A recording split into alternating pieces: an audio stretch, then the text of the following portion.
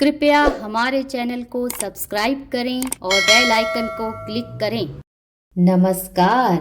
आज हम आपके सामने ज्येष्ठ मास की संकष्टी गणेश चतुर्थी व्रत कथा का वर्णन करने जा रहे हैं, सो ध्यान से सुने। सतयुग में 100 यज्ञ करने वाले एक पृथु नामक राजा हुए। उनके राज्य अंतर्गत दयादेव नामक एक ब्राह्मण रहते थे। वेदों में निष्णात उनके 4 पुत्र थे। पिता ने अपने पुत्रों का विवाह गुणसूत्र के वैदिक विधान से कर दिया।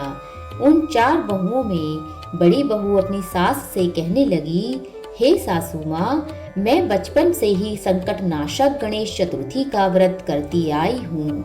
मैंने पितृगृह में भी इस शुभदायक व्रत को किया है। अतः हे कल्याणी, आप मुझे यहाँ व्रत अनुष्ठान करने की अनुमति प्रदान करें। पुत्र वधू की बात सुनकर उसके ससुर ने कहा, हे बहू, तुम सभी बहुओं में श्रेष्ठ और बड़ी हो। तुम्हें किस प्रकार का कष्ट नहीं है, ना तुम भिक्षुणी हो। ऐसी स्थिति में तुम किस लिए व्रत करना चाहती हो? हे सौभाग्यवती, अभी तुम्हारा समय उपभोग करने का है। ये गणेश जी कौन है? फिर तुम्हें करना ही क्या है? कुछ समय पश्चात बड़ी बहू गर्भिणी हो गई और 10 माह बाद उसके सुंदर बालक का जन्म हुआ। उसकी सास बराबर बहू को व्रत करने का निषेध करती थी और व्रत छोड़ने के लिए बहू को बाध्य करती थी। व्रत भंग होने के फलस्वरूप गणेश जी कुछ दिनों में कुपित हो गए और उसके पुत्र के विवाह काल में वर वधू के सुमंगली के समय उसके पुत्र का अपहरण कर लिया। इस अनहोनी घटना से मंडप में खलबली मच गई। सब लोग व्याकुल होकर कहने लगे, लड़का कहाँ गया और किसने इसका अपहरण कर लिया है? बारातियों द्वारा ऐसा समाचार पाकर उसकी माता अपने ससुर दयादेव से रो रो कर कहने लगी, हे ससुर जी, आपने मेरे गणेश चतुर्थी व्रत को छुड़वा दिया है, जिसके परिणाम स्वरूप मेरा पुत्र गायब हो गया है। अपनी पुत्र वधू के मुख से ऐसी बात सुनकर ब्राह्मण दयादेव बहुत दुखी हुए। साथ ही पुत्र वधू भी दुखी हो गईं। पति के लिए दुखित पुत्र वधू प्रति मास संकट नाशक गणेश चतुर्थी का व्रत करने लगी। एक समय की बात है कि गणेश जी एक वेद्यज्ञ और दुर्बल ब्राह्मण का रूप धारण करके भिक्षाटन के लिए इस मधुर भाषणी के घर आए।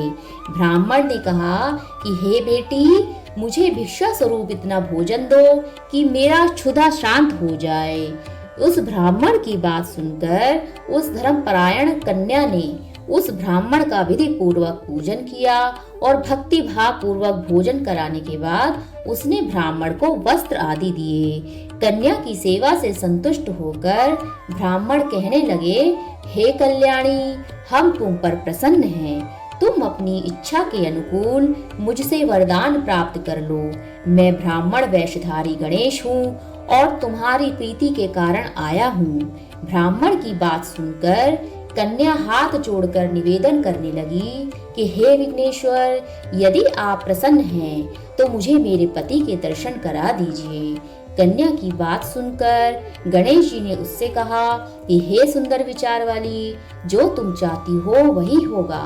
तुम्हारा पति शीघ्र ही आएगा। कन्या को इस प्रकार का वरदान देकर गणेश जी अंतर्ध्यान हो गए। कुछ समय के बाद उसका पति घर वापस आ गया और सभी बहुत प्रसन्न हुए। विधि अनुसार विवाह कार्य संपन्न किया। इस प्रकार ज्येष्ठ मास की चौथ सभी कामनाओं को पूर्ण करने वाली है। तो बोलो गणेश भगवान की जय। अगर आपने हमारे द्वारा वर्णित कथाओं का आनंद लिया है तो हमारी कथा को लाइक और चैनल को सब्सक्राइब करना ना भूलें। धन्यवाद।